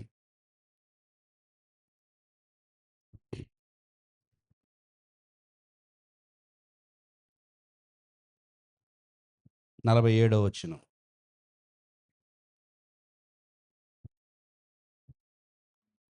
ఆమె విస్తారముగా ప్రేమించెను గనుక ఆమె యొక్క విస్తార పాపములు క్షమించబడెనని నీతో చెప్పుచున్నాను. ఎవనికి కొంచెముగా క్షమింపబడునో వాడు కొంచెముగా ప్రేమించెనని చెప్పి, నీ పాపములు క్షమింపబడి ఉన్నవి అని ఆమెతో అనెను. చాలు. ఒక స్త్రీ యేసు ప్రభు యొక్క పాదాల మీద పడి ఏడుస్తూ ఉన్నది. ఎంత ఏడుస్తున్నదంటే చాలా ఏడుస్తుంది. పైగా ఆమెని ఎవ్వరూ ప్రేమించరు. ఆమెని అందరూ అసహ్యించుకుంటారు. ఎందుకని? ఆమె పాపి గనుక. ఆమెను ఎవరు కూడా మా ఇంటికి రామ్మా అని పిలవరు. అంత గౌరవమైన స్థితి సమాజంలో ఆమెకి లేదు. ఆమెను చూడటమే వెరైటీగా చూస్తారు. ఆమె వస్తుంటే పక్కకు తొలుగుతారు. దీన్ని అర్థం చేసుకోవాలి మనం, ఆ పిక్చర్‌ని. అలాంటి కండిషను ఆ స్త్రీది.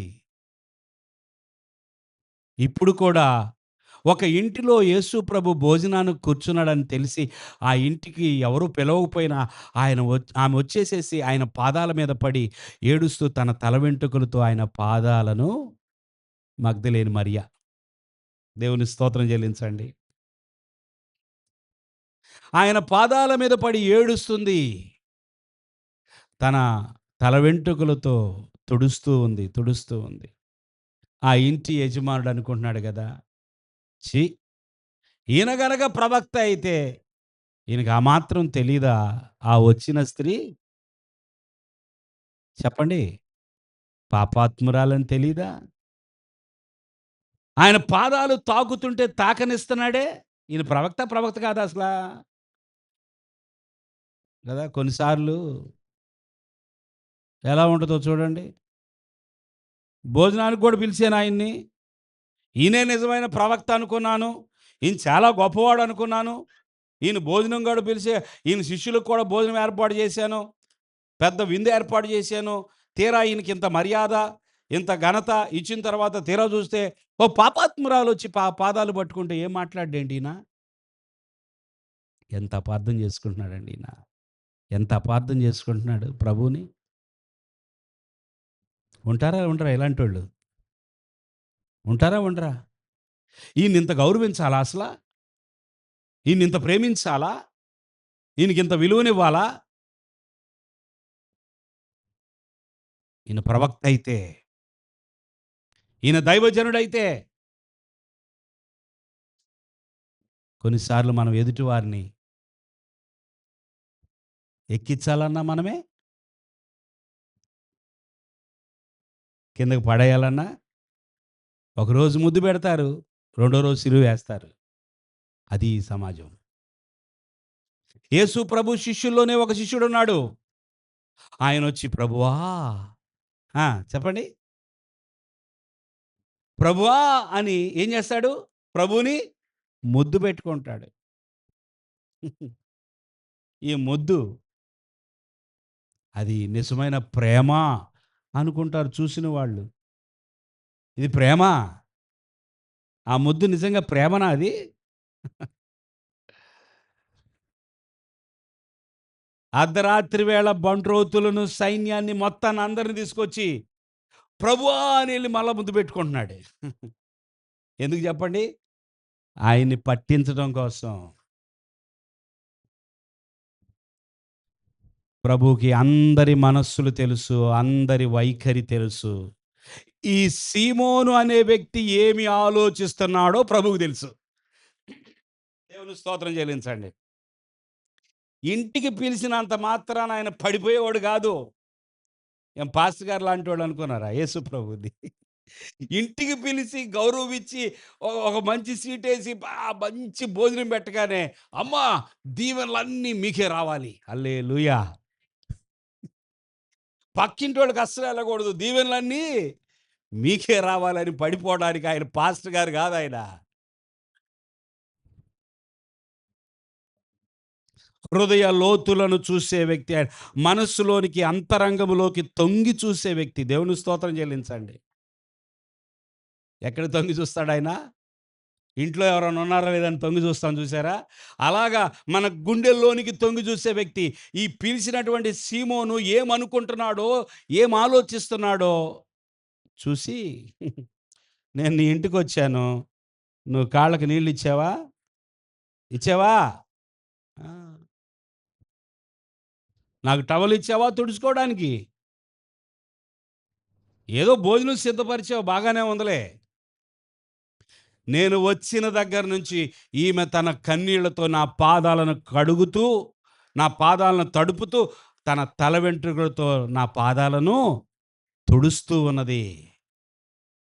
సీమోను, నీ ప్రేమ ఎంతో నాకు తెలుసు. నువ్వు భోజనం సిద్ధపరిచినంత మాత్రాన నీ నీ రియాలిటీ నాకు తెలుసు. నువ్వు భోజనం సిద్ధపరిచినంత మాత్రాన నువ్వు నన్ను ఎంత ప్రేమిస్తున్నావో చూడలేనటువంటి గుడ్డివాడిని కాదు నేను. ఈమె ఈమె విస్తారముగా ప్రేమించింది. చప్పట్లు కొడతాం దేవుని.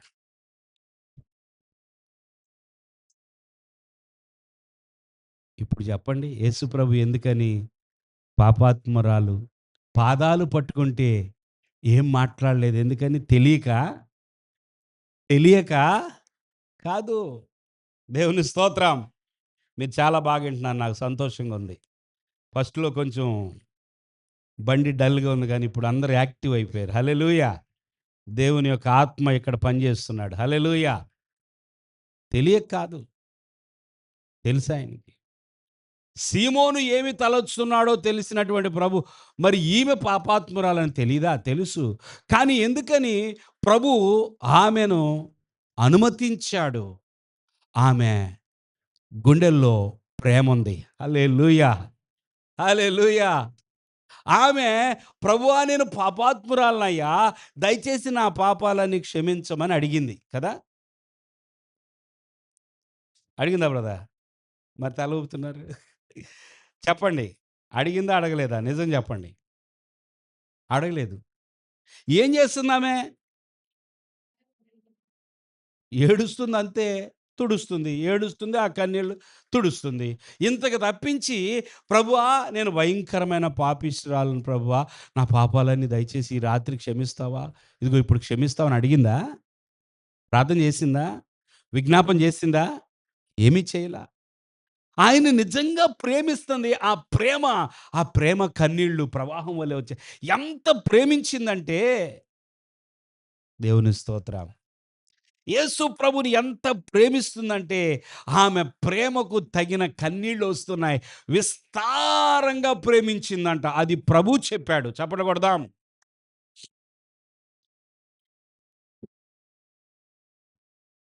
ఎలా ప్రేమించిందండి?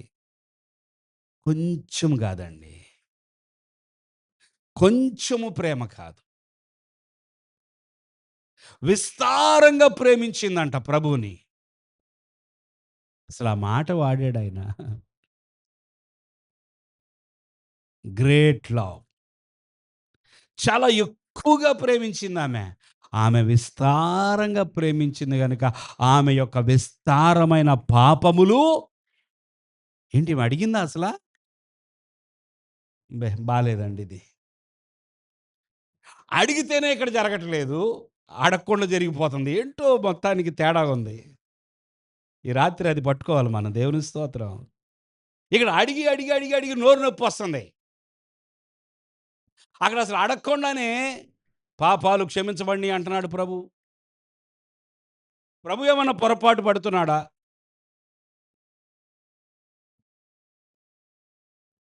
మీరు అడగక మునిపే మీ అక్కర్లేంటో, నువ్వు నన్ను ప్రేమిస్తున్నావు, నీకేం అవసరం ఉందో నాకు తెలుసు, నీ పాపాలు నేను క్షమిస్తున్నా. నువ్వింకా ఆ స్టెప్‌కి రాలేదు. ప్రభువా నా పాపాలు సంగతి అవసరంలే అయిపోయింది. డన్. ప్రభువా నా ప్రమోషన్ సంగతి అయిపోయిందమ్మా. ఎలా ప్రభువా ఇంకా నేను ప్రార్థనే నువ్వు నన్ను ప్రేమిస్తున్నావు గదా!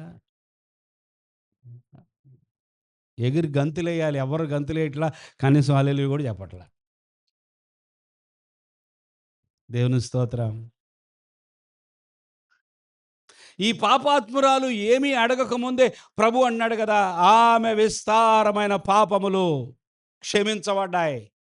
ఎందుకంటే కారణం, ఆమె నన్ను విస్తారంగా ప్రేమిస్తుంది. ఆమె గుండెల్లో, ఆమె హృదయములో నాకు ప్రేమ కనపడుతుంది. దాన్ని బట్టి నేను కదులుతున్నానిప్పుడు. సహాయం చేస్తా. సహాయం చేస్తా నేను. నేను తప్పకుండా ఈ మరియకు నేను సహాయం చేయబోతున్నాను. ఇది మొదలుకొని ఈమెను మీరు పాపాత్మురాలను చూడటానికి వీల్లేదు. ఎంత స్థితి మారిపోయిందండి. సీమోను, రేపొద్దున మరలా ఇలా ఆలోచించావంటే జాగ్రత్తను. ఆమె పాపాత్మురాలని ఈయనకు తెలీదా? ఈయన ప్రవక్త అయి ఉన్నాడు గదా! అని ఇంకొకసారి అనొద్దు. ఆమె పాపాలన్నీ ఈరోజే, ఇప్పుడే ఏమైపోతున్నాయి? కొట్టివేయబడుతున్నాయి అంతే. అకౌంట్ క్లియర్ అయిపోయింది. ఈమె పరిశుద్ధురాలైపోయింది. తన ప్రేమతో ప్రభువుని సంపాదించుకుంది. ఒక వ్యక్తి ఏమో పొట్టివాడు, ఆశపడ్డాడు. దేవుని స్తోత్రం. ఈమెమో ప్రేమ. ప్రేమ.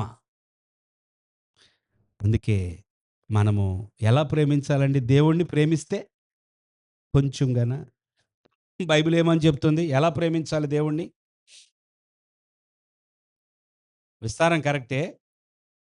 ఎలా ప్రేమించమని ఆజ్ఞ ఒకటి రాయబడి ఉన్నది చెప్పండి. నీ పూర్ణ హృదయముతోనూ, నీ పూర్ణ మనస్సుతోనూ, నీ పూర్ణ ఆత్మతోనూ, నీ పూర్ణ బలముతో నీ ప్రభువైన యెహోవాను ప్రేమించాలి. అలా ప్రేమించాలంట. బహుశా ఈమె అలా ప్రేమించింది అనుకుంటున్నా నేను. దేవుని స్తోత్రం. అందుకే ప్రభు అన్నాడు కదా, విస్తారంగా ప్రేమించింది ఈమె. దేవుని స్తోత్రం. మనం అందరం యేసు ప్రభుని ప్రేమిస్తున్నాం. అవునా కదా? అందరం ప్రేమిస్తున్నాం. కిట్టు ప్రేమిస్తున్నావా? యేసయ్య అంటే నీకు నిజంగా ప్రేమ ఉందా? ఉందంట. కిట్టు వాళ్ళ అమ్మకి ఉందా? కానీ కిట్టుకి, కిట్టు వాళ్ళ అమ్మకి తేడా ఉండొచ్చు. చెప్పలేము. ఆమె ఎంత ప్రేమిస్తుందో, కుమారుడు ఎంత ప్రేమిస్తున్నాడో మనకు తెలీదు. కానీ దేవుడు తెలుసు. ఈమె విస్తారంగా ప్రేమించింది. దేవుని బిడ్డలారా, ఆ ప్రేమ ఇంకా ప్రార్థనగా మారకముందే ఆ ప్రేమకే జవాబొచ్చేసింది. హల్లెలూయా! ఆ ఆశ రక్షణ కావాలని కోరకముందే ఆ ఆశ ఆ ఇంటికి రక్షణ తీసుకొచ్చేసింది. ఇప్పుడు చెప్పండి, దేవుడు మన ఆత్మీయమైన వైఖరిని చూస్తున్నాడా లేదా? దేవుని స్తోత్రం. మోకరించి నొప్పులొచ్చేత్తన్నాయి మోకాళ్ళ మీద ఉండి. ఎంత మోకాళ్ళ మీద ఉన్నానో అస్సల జవాబు రాలేదు. నువ్వు మోకాళ్ళ మీద ఉండటం మంచిదేలే గానీ, నీ లోపల ఏముందో నీకు నొప్పులొచ్చేసినియి గానీ, నీకు జవాబు రాలేదే.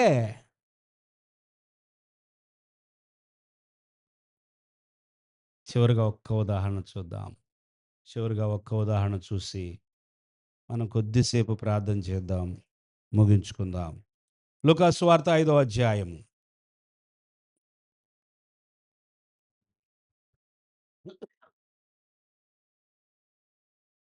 5వ అధ్యాయము 17వ వచనం నుండి చదువుదాం. ఒక నా ఒక ఆయన బోధించు కాదమ్మా.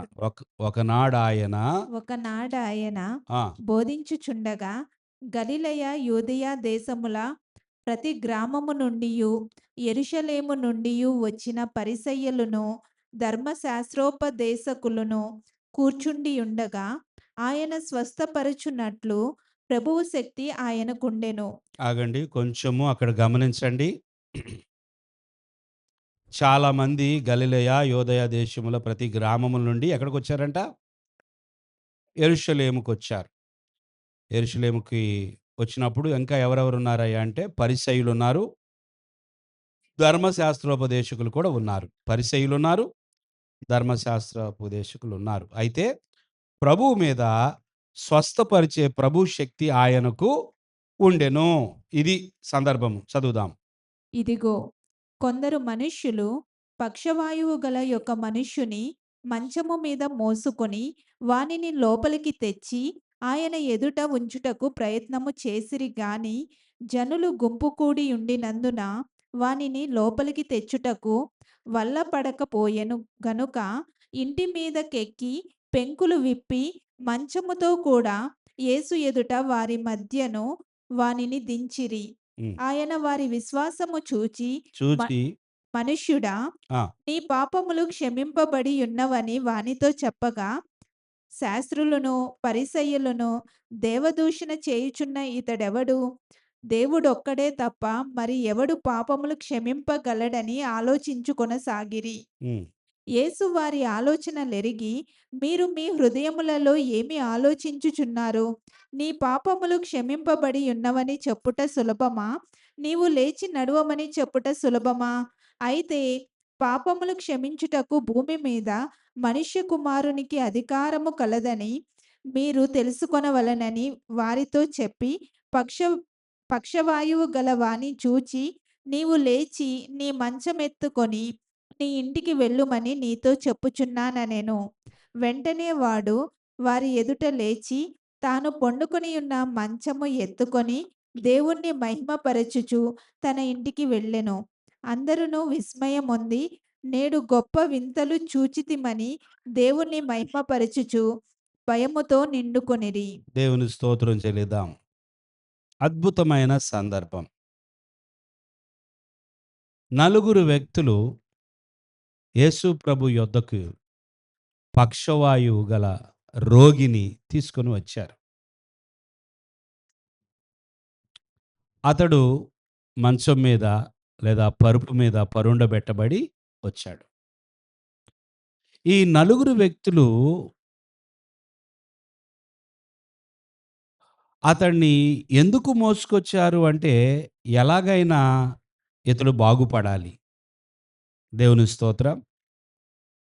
ఇతడు స్వస్థపరచబడాలనే ఆశతో నలుగురు వ్యక్తులు మోసుకొని వచ్చారు. వచ్చేసరికి వీరి యొక్క బాధను చూసి ఎవ్వరూ వీరికి దారి ఇవ్వలేదు. యేసు ప్రభు ఇంటి లోపల ఉన్నాడు. ఇల్లంతా నిండిపోయి ఉంది.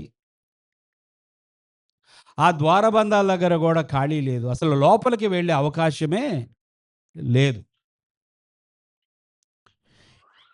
చూడండి, ఈ పక్షవాయువు రోగి బంధువు అయి ఉండొచ్చు, స్నేహితుడు అయి ఉండొచ్చు, ఏమైనా అయి ఉండొచ్చు మోసుకొచ్చిన వారికి, లేదా అసలు ఏ సంబంధము లేకపోవచ్చు, ఇరుగు పొరుగు వారు అయి ఉండొచ్చు. ఏది ఏమైనప్పటికీ వీరు ప్రయాస పడుతుంది మరొకరి కోసం. దేవుని స్తోత్రం చెల్లించండి. ఈ నలుగురు వ్యక్తులు ఒకని కోసం, ఈ నలుగురు వ్యక్తులు ఒకని కోసం ప్రయాసపడుతున్నారు. వాళ్లకు కావలసిన సహాయము కాదు, వాళ్ళకి కావలసిన మేలు కాదు, మరొక వ్యక్తి బాగుపడటం కోసం నలుగురు కష్టపడుతున్నారు. దేవుని స్తోత్రం. ఈ నలుగురు యొక్క శ్రమ చూసి ఎవరైనా దయదలిచారా అంటే ఎవ్వరూ దయ చూపించలేదండి. ఎవరు దయ చూపించలేదు వీళ్ళ మీద. రే పాపం, వెళ్ళనిద్దాం, కొంచెం మన కాళ్ళున్నాయి, చేతులున్నాయి, పని చేస్తున్నాయి. ఈరోజు కాకపోతే రేపైనా ప్రభువు దగ్గరికి వెళ్ళగలం మనం. ఇతరు అసలు లేచి నడవలేడు కదా, ఇదిగో నలుగురు ప్రయాసపడుతున్నారు, ఇతను వెళ్ళనిద్దాం అని చెప్పి దారిచ్చారా? అమ్మో, ఎట్లాంటి మనుషులండి అని మనం అంటాం. మనం అక్కడ ఉంటే ఏమంటాం మనం? ఎట్లాంటి మనుషులండి పాపం, జాలి దయ కదా. మనం మాట్లాడేటప్పుడు ఏమంటాం? జాలి దయ లేదంటాం. మన దగ్గరకు వచ్చేటప్పటికి అది ఉండదు మళ్ళీ. సరే, ఇంత కష్టపడి అతన్ని మోసుకొచ్చినట్లుగా లోపల ఉన్నటువంటి యేసు ప్రభువుకి తెలుసా తెలియదా? ఆయన కావాలి అంటే, ఆయన అనుకుంటే అందరిని పక్క తప్పుకోండి అని చెప్పి బయటికి రాగలడా? రాలేడా? ఇంకా కావాలి అనుకుంటే, ఆ బయట ఒక వ్యక్తి వచ్చాడు, ఆ వ్యక్తిని లోపలికి రానివ్వండి అంటాడా? అండా? కానీ ప్రభు మాత్రం ఏం పట్టించుకోవట్లా. లోపల ఉన్నాడు, చక్కగా అందరితో మాట్లాడుతున్నాడు, బోధిస్తున్నాడు, అందరూ వింటున్నారు. బయట వీళ్ళు చూశారు, అడిదిరిగారు, ఇడిదిరిగి కిటికీలోంచి చూస్తున్నారు, కిటికీలోంచి వెళ్ళలేడు. తలుపు అసలు కిటికీలోంచి చూసినా కనబడని పరిస్థితి. అంతమంది జనముతో నిండిపోయింది ఆ ఇల్లు. అసలే లోపల పరిసయ్యులు ఉన్నారు, ధర్మశాస్త్రోపదేశకులు ఉన్నారు. అంటే ఎవరండి వీళ్ళు? యోధా మతంలో చాలా గొప్పవాళ్ళు వీళ్ళు అసలే. వాళ్ళు వింటున్నారు యేసు ప్రభు దగ్గరికి వచ్చి. వాళ్ళు ఏ మనసుతో వస్తారో తెలుసా మీకు? తెలుసా తెలీదా? ఏ మనసుతో వింటారో తెలుసా వాళ్ళు? మీరు వింటున్నట్టు వినరాళ్ళు. ఏం చెప్తున్నాడు రా, పట్టుకోండి, ఒక్క తప్పైనా దొరికితే చాలు మనకి. ఎక్కడ విమర్శిద్దామా, ఎక్కడ తప్పు పట్టుకుందామా, ఈ యేసు ప్రభు కరెక్ట్ కాదని చెప్పి బయటికి వెళ్ళి చెప్పాలి. తప్పులు వెతకటానికి వస్తారు వాళ్ళు, తప్పు పట్టుకోవడానికి వస్తారు. పట్టేసుకున్నాను అనుకుంటున్నారు ఇందాక. ఏమనుకుంటున్నారు తెలుసా? ఆ! ఈయన దేవదూషణ చేస్తున్నాడు. ఏం చేస్తున్నాడంటే ఈయన? అసలు దేవుడు తప్ప భూమి మీద పాపములు క్షమించడానికి ఎవరికీ అధికారం లేదు. ఈయనెవరు అసలు పాపాలు పట్టేసుకున్నారు ఈళ్ళు. ఏంటి పట్టుకునేది? ఆయన పాపములు క్షమించే అధికారం ఉందని ఆయన చెప్పాడు. చెప్పడం కూడదా? ఈళ్ళు వచ్చిందే పట్టుకోవడానికి, తప్పులు పట్టుకోవడానికి. వీళ్ళు అస్సలు కదలరు. వీళ్ళకి జాలి, దయ అసలే ఉండదు.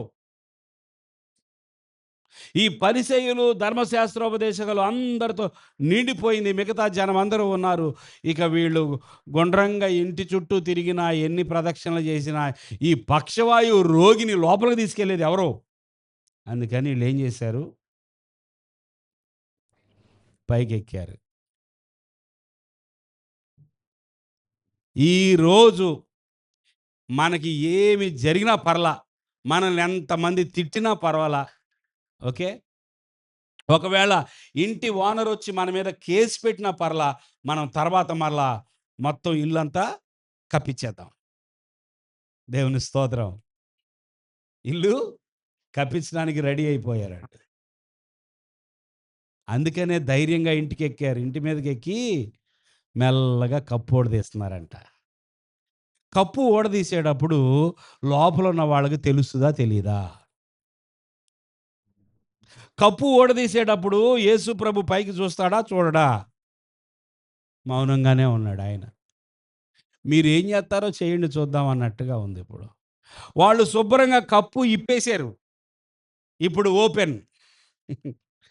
ఆకాశం కనపడుతుంది ఇంట్లో వాళ్ళకి. ఇంట్లో వాళ్ళకి ఏం కనపడుతుంది చెప్పండి? దేవుని స్తోత్రం చెల్లించండి. హల్లెలూయా! ఆకాశం కనపడుతుంది ఇంట్లో వాళ్ళకి. ఇంకాసేపటికేమో పరుపు కనపడుతుంది. ఆ పరుపులో మనిషి దిగి వస్తూ ఉన్నాడు. కరెక్ట్‌గా ఈ పక్షవాయువు రోగిని కరెక్ట్‌గా యేసు ప్రభు ఎదుట దించారండి వాళ్ళు. దేవునికి స్తోత్రం.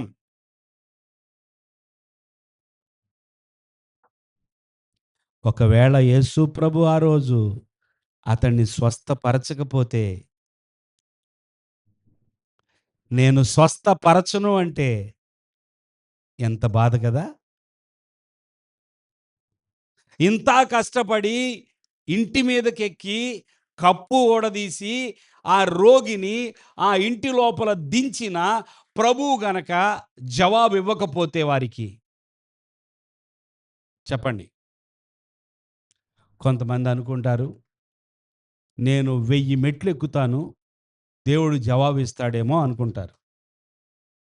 ఎన్ని మెట్లు ఎక్కుతారు? పాపం జవాబు రాకపోగా రెండో రోజు టాబ్లెట్లు వేసుకుంటారు. 1000 మెట్లు ఎక్కారు పాపం. ఇంకొంతమంది మోకాళ్ళ మీద ఎక్కుతానంటారు. వీళ్ళ బాధంతా ఏంటంటే దేవుడు వారికి సహాయము చేయాలి. దేవుడు వారికి వారికి దేవుడు సహాయం చేయాలి కాబట్టి రక్తం కారినా బాధ లేదు. ఏం కారినా? రక్తం కారినా. దేవుడు సహాయం కావాలి గనక వాళ్ళకి ఎన్ని నొప్పులొచ్చినా బాధ లేదు. రక్తం కారినా బాధ లేదు. డబ్బులు నష్టమైనా బాధ లేదు. అందరూ నవ్వుకున్నా బాధ లేదు. అందరూ హేళన చేసినా బాధ లేదు. దేవుడి యొద్ద నుండి ఒక సహాయం పొందుకోవాలి. అదొకటే గురి. దేవుని స్తోత్రం. దేవుని యొద్ద నుండి ఏం కావాలి? సహాయం కావాలి. రాజుల గ్రంథంలో దేవుడు అగ్నిని పంపించాలని చెప్పి కొంతమంది ఏం చేస్తున్నారు? గట్టి గట్టిగా అరుస్తున్నారు. చూడండి ఇటు. సహాయము కావాలని కొంతమంది చర్మాన్ని కోసుకుంటున్నారు. పొద్దునుండి సాయంకాలం వరకు వాళ్ళు తమను తాము బాధ పెట్టుకుంటున్నారు, అరుస్తున్నారు. వాళ్ళకి సహాయం కావాలంట. ఆ దేవుడేమో సహాయం చేయలేదు. ఉంటే కదా! అదే కదా రాజుల గ్రంథంలో మనం చదువుతుంది.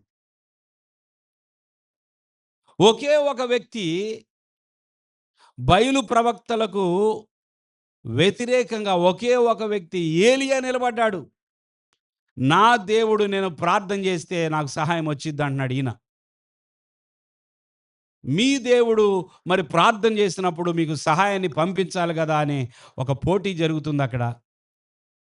అలాంటప్పుడు ఎవరు గెలిచారు? ఏలియా గెలిచాడు. ఏలియా ప్రార్థన, ఏలియా దేవుడు జవాబిచ్చాడు. దేవుని స్తోత్రం. ఏలియా ప్రార్థనకు దేవుడు జవాబిచ్చాడు. ఎంతమంది ఓడిపోయారు? 450 మంది బయలు ప్రవక్తలు ఓడిపోయారు.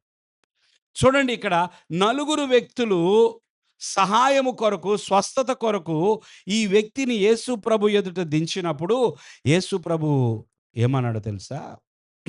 ఏమన్నాడంటే మనం ఇందాక చదివాము. ఆయన వారి విశ్వాసము చూచి ఆయన 20వ వచనం, వారి విశ్వాసము చూచి మనుష్యుడా నీ పాపములు క్షమింపబడి ఉన్నవని వానితో చెప్పగా. చాలు. ఏం చూశాడు దేవుడు?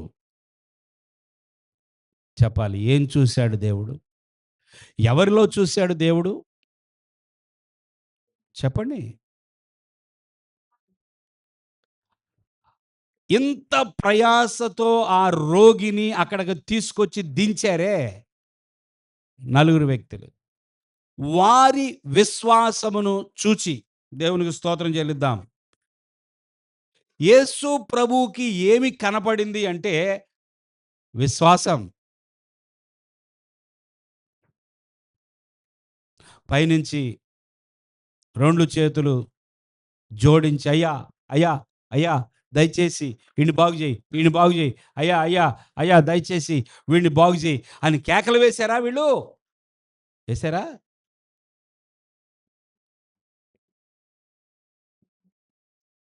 విశ్వాసంతో వచ్చారండి, వెనక్కి వెళ్ళల. హల్లెలూయా. విశ్వాసంతో వచ్చారు, ఆటంకం ఉన్నా కూడా ఆగల, జరగాల్సిందే. విశ్వాసము వారి హృదయంలో, వారి గుండెల్లో ఉన్న ఆ విశ్వాసము ఏం చేసింది తెలుసా? ప్రభుని ఆకర్షించింది. దేవుని స్తోత్రం. వారి విశ్వాసము ప్రభువు చూశాడు. వారు ఇంకా అడగక ముందే, వారికి వేడుకోకముందే వారు నోరు తెరిచి, అయ్యా వీడికి పక్షవాయు రోగం, అయ్యా వీడికి ఇన్ని సంవత్సరం, ఇంకేం అవసరంలా. ప్రభు వారి విశ్వాసము చూసి, మనుష్యుడా నీ పాపములు క్షమించబడి ఉన్నవని చెప్పాడు. అంటే మరి రోగం బాగు చేయలేదండి. ఆ కింద పరుపెత్తుకొని నడిచాడు. దేవునికి స్తోత్రం, దేవునికి స్తోత్రం. పరుపు మీద పడుకొని వచ్చిన వాడు ఇప్పుడు ఏం చేస్తున్నాడు చెప్పండి? చెప్పాలి. పరుపు మీద వచ్చినాడు పరుపును మోస్తున్నాడు. పరుపు మీద వచ్చిన వాడు పరుపునే మోస్తున్నాడు. ఈ రాత్రి దేవుడు నీ పట్ల ఎంతటి గొప్ప కార్యమైన ఆయన చేయగలడు. నిన్ను ఏది భరిస్తూ ఉన్నదో, లేదా నీవు ఏ భారము క్రింద ఉన్నావో ఆ భారాన్ని నువ్వు పైకెత్తగలవు. ఎప్పుడంటే నీ ఆత్మీయమైన స్థితి, నీ వైఖరి లోపల విశ్వాసం ఉన్నప్పుడు. చాలామంది ప్రార్థన చేస్తున్నారు కానీ లోపల ఏం లేదు చెప్పండి? విశ్వాసం లేదు. ఎంత అరిసినా, ఎంత గీపెట్టుకున్నా విశ్వాసము లేకుండా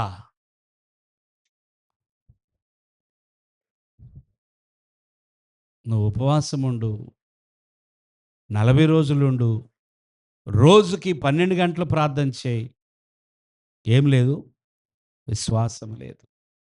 దేవుడు ఆకర్షించబడేది దేనికో తెలుసా? నీ లోపల ఉన్న విశ్వాసమునకు. హల్లెలూయా, హల్లెలూయా. విశ్వాసముతో మనము వేడుకున్నప్పుడు ప్రభువుని తప్పకుండా నమ్మిన వారికి సమస్తమును, చెప్పాలి, నమ్మిన వారికి. మరి నమ్మకుండా ప్రార్థన చేద్దామా?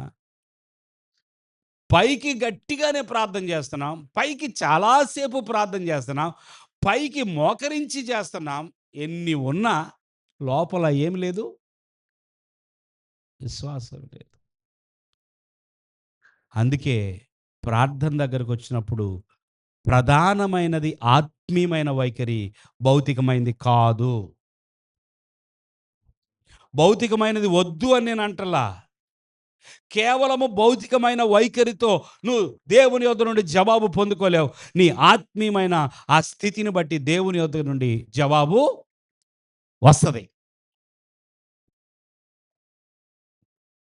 మనం నిలబడి, మనము చేతులెత్తి, మనము చేతులు జోడించి, మనము తల వంచి, మనము సాష్టాంగపడి, మనము ఉపవాసం ఉండి, మనము మోకరించి, మనం నిలువు మోకాళ్ళ మీద ఉండి ఇవన్నీ చేద్దాం.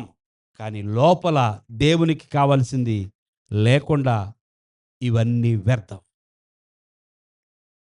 గర్వముతో ప్రార్థన చేస్తే అది ఎలదు.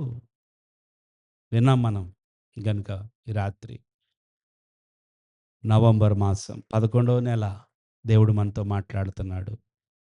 మన ప్రార్థనా జీవితంలో గొప్ప మార్పు వచ్చునుగాక. తల వంచండి.